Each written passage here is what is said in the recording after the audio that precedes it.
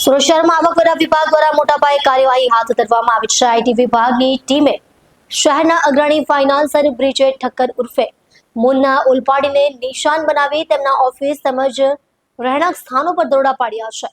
મળતી માહિતી મુજબ આ કાર્યવાહી છેલ્લા 48 કલાકથી સતત ચાલી રહી છે.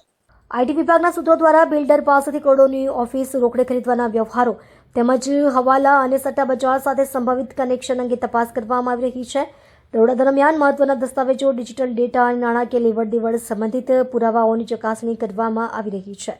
તપાસ કાર્યવાહી દરમિયાન આઈટી વિભાગની અનેક ટીમો અલગ અલગ સ્થળોએ તૈનાત રહી હતી. અધિકારીઓ દ્વારા કેશ ટ્રાન્ઝેક્શન, બેન્કિંગ વ્યવહારો અને રિયલ એસ્ટેટમાં થયેલા રોકાણોની વિગતવાર તપાસ હાથ ધરાઈ છે.